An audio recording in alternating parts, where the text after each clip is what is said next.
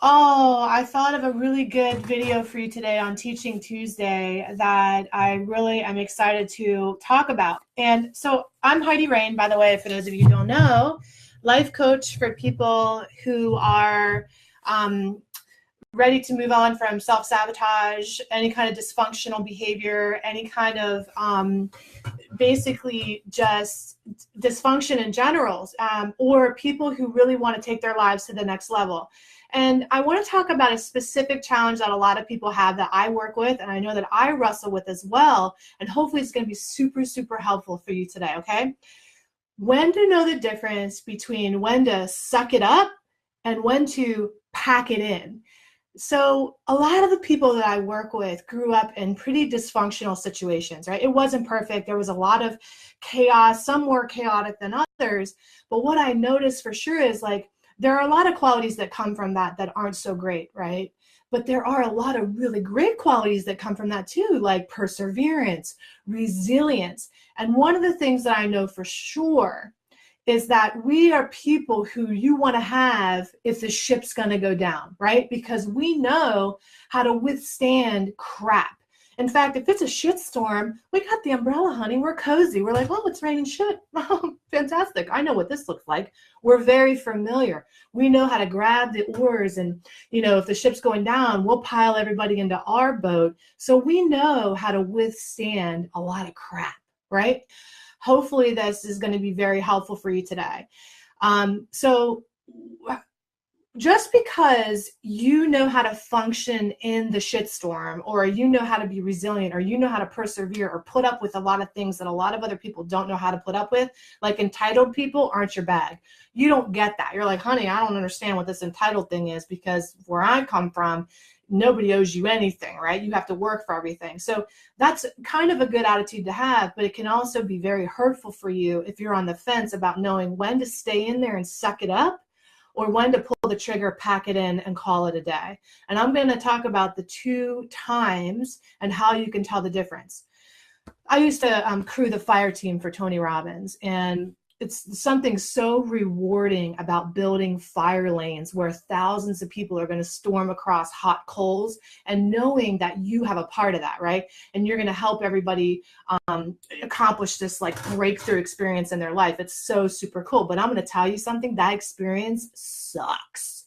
Okay, from 6 in the morning until 6 in the morning the next day, you're literally like slaving away, preparing the fires, sweeping all of the park, sweeping the fire lanes and building everything out. And our fire captain, Bill, used to say this one thing that I thought was really genius. He would say, all right, everybody gather around, embrace the suck. And we were kind of like, we're power positivity. Okay. We don't want to think that everything sucks. We're going to keep a positive attitude and know going in that you create your own reality. So if we just think positive, it's going to be amazing. No, honey, it's not going to be amazing. You're going to be sweating your ass off. You're going to be dirty. You're going to be tired as hell. It's going to be disgusting. And you need to know that going in, and you need to embrace the suck so that you're not surprised.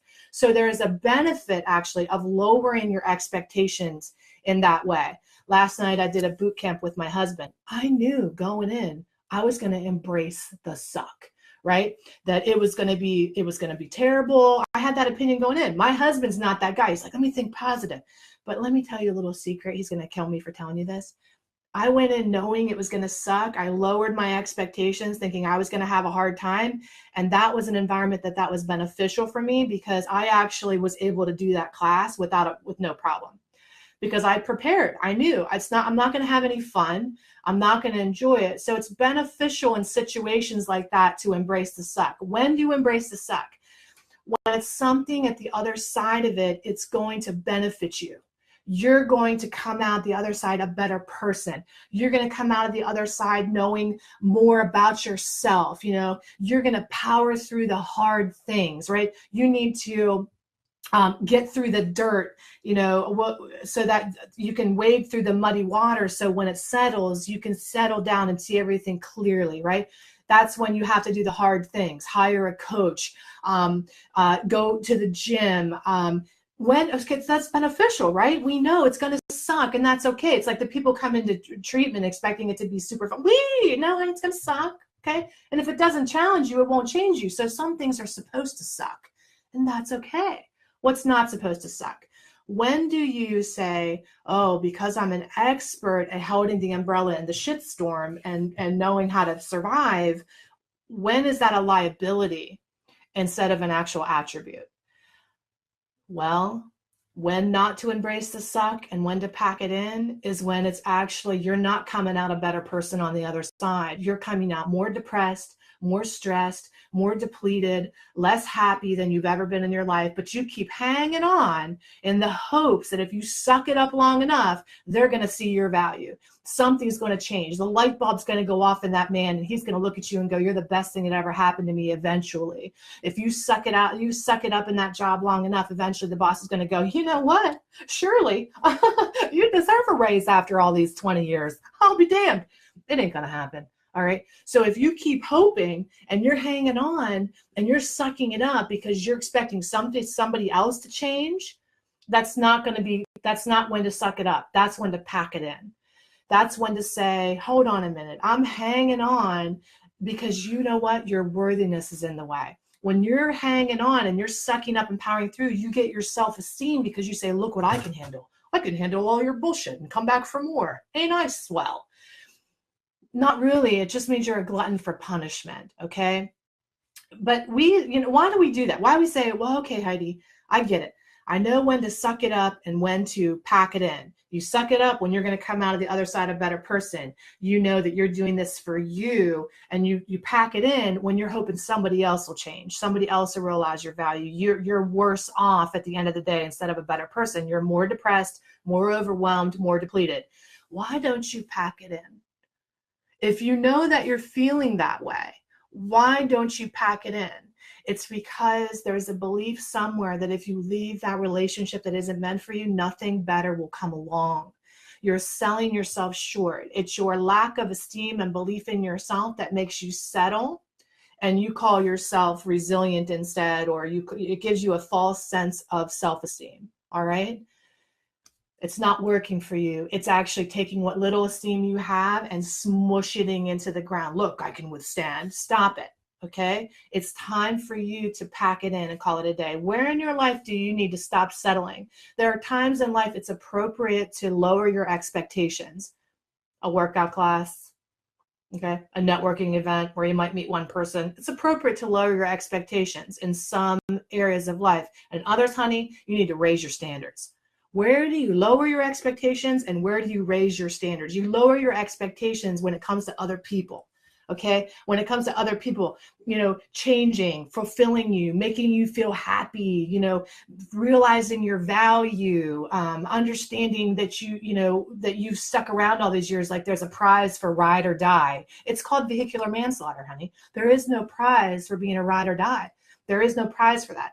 The loyalty that you crave from other people is the loyalty you need to give to yourself. I'm going to ask you, where in your life do you need to pack it in? And I know it's hard. I know it's hard because you're clinging to the thing like, oh my God, if I actually end that thing, I know I need to do it. I know she's right. But what's going to happen if I do that? Will I be left with nothing? Will I be worse off? Well, you know what? That's why you need assistance in this process. You need somebody to help walk you through it. I'd be more than happy to walk you through the process, help you start to really realize why it is you've been hanging on the way you have and how to unpack all of that and get to the root so that you can finally let it go once and for all. I know for me, I was in a relationship for 10 years where it's like, it's like, do you have to settle? Like if you check off a couple things off the list, do you have to then say, oh, well, I guess this is as good as it's going to get? And no offense to him, but I didn't like who I was in that relationship. On paper, it looked good, but here I was like not trusting him, going through his things when he would go to work. I was a psychopath. Okay. And then I thought there has to be something more for me out there. I had to be willing to be uncomfortable in the unknown and let go of that thing in order for me to connect to the thing that was really meant for me. But I had to be able to stop being codependent, stop settling, stop sacrificing, stop sucking it up like you're less than, and that's where I was at, just feeling less than. well, I guess this is going to be as good as it gets for me. And that's the trouble of growing up the way you did. It's like, it's like, oh, if you had a parent who like treated you great one day and not great the next, or you had an alcoholic parent who's like, on one day they were firing all their cylinders, next day they were gone. I mean, that's how you learned how to operate. That's your model of what you deserve. So in order for you to get to the next level, you have to like fucking destroy the model. Okay, and create a new way to think about your value, what you deserve, and what's available for you. I can certainly help you do that. I'll tell you, I have another client who knows that she's in a relationship of friendship that is not good for her. And, every time she's around this friend, it's like the friend drains her and it's like needing everything from her all the time. It's like too much, right? It's overwhelming. And for her to like stand up for what she believes in, say, okay, it's time to pack it in here. I've been sucking it up long enough. It's time to pack it in, call it a day, and separate myself. She hangs on because the story she tells herself is, well, what if nobody else is there? Right? But you have to be willing to let go of what's no longer serving you so you can invite in the thing that's really meant for you. And sometimes that's the hardest thing. Sometimes if we can't pull the trigger ourselves on letting things go or people go, God pulls the trigger. It's like, oh, congratulations, that person's no longer in your life anymore. There's a couple of areas that some of you are marching into jobs today that you're just like, oh, if I just hang on long enough, things will turn around. No, won't. I love you. No, won't. How do I know? How's it been the last 6 months you were there? How's it been the last 8 years that you've been there? It's not going to turn around, honey. Okay, it is what it is. You're in that relationship that you need to get out of, but you're like, oh, if I just hang out a little bit longer, he's going to magically change into like a unicorn. No, it's not going to happen. He is who he is. She is who she is. So it's time for you to understand why you're holding on and so that you can leave. Most of you know that now I'm in full-time private practice, which is really super, super exciting. And that means that just to put the word out for you guys, that I'm always looking for referrals from my friends that are on here that know the type of people that I work with, and some of the people that I work with best, so that you guys can help me, because I know I love you and you love me and you will help me. Yes, thank you. Are people that are impacted by addiction. People that grew up in addiction, people that are in relationships or their kids are addicted, people who have codependency issues, who are maybe in recovery looking for like a different way to recover.